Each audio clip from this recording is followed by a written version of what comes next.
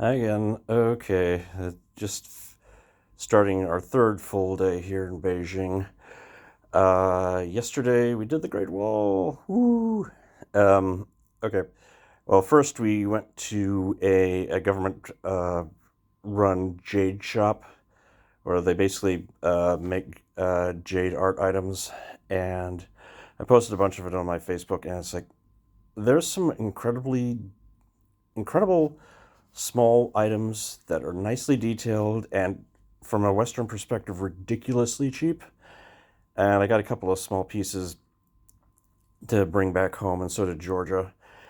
And there are also some huge stuff that's expensive and incredibly tacky, like a 4 foot long sailing ship that's 4 feet high, made entirely of jade, and it just looks as awful as you can imagine it. Um, From there, we went over to a sort of family restaurant that served us lunch, and it's typical like the family meal we received the other day. It's like lots of small dishes on a lazy Susan rotating around. We had some, and from there we went to the Great Wall, and it's a Great Wall. It's it's hard to describe the scale of it. It's not that wide, maybe like 15 feet wide, but it goes on forever. And the section we went up, we had was only accessible by cable car. So we took that up and we walked up and down. And believe me, getting up and down some of the stairs was a fun experience because it snowed prior to us arriving in Beijing. So, and as you can imagine, trying to shovel snow off the Great Wall is a pretty fruitless task. So the bits where the sun hit it were okay, but this shaded sides was like you had to walk very carefully down some very steep stairs.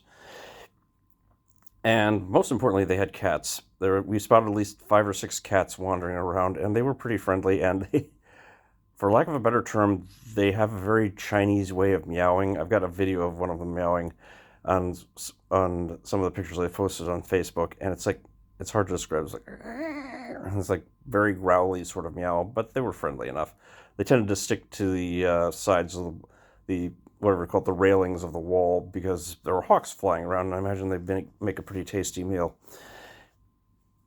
And from there, went back to the hotel room to rest a little, and got stuck in traffic coming back, which was right. Okay, I have to take a moment to describe traffic in Beijing.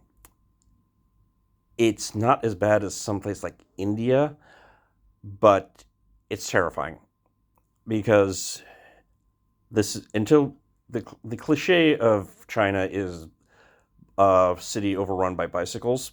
In this case, it's much more modern. It's overrun by cars, and it's also overrun by electric motor scooters. And there are specific lanes for the scooters. Occasionally, they stay to them.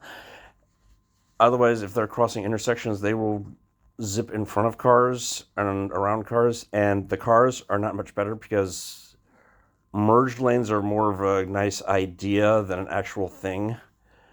And we're going down. Several times we've been going down a main thoroughfare, and somebody just decided, okay, I want to go the other direction, so I'll make a U in the middle of the street, not at the intersection, just like right down the middle of the street, and it's like, whatever. And our driver tends to use the horn for punctuation about every 10 seconds.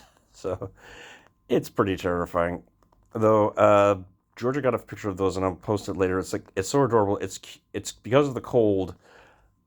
Anybody driving a motor scooter has like a quilted blanket that basically covers the front of the motor scooter, so you cover excuse me covers the front of the motor scooter so their legs are covered, and also covers the handlebars so they don't freeze to death. Yeah, another thing about them, basically there are so many scooters because you don't need a license to use one, and it's pretty obvious that no one there's got a license, and maybe 1 in 5 are actually wearing a helmet, which is also terrifying. After we got out of the traffic jam, we had some time at the hotel, and we went out for a dinner at a traditional Peking duck restaurant. It was okay. It wasn't quite as good as some of the dinners we had. I'm not very fond of duck, and even the way they prepare it. And I had a lot of rice, but it was okay. And so today we're going back to the Forbidden City to look around, and do one or two other things, and then we're going to get on the overnight train to Zhang and do some stuff there. So, talk to you later.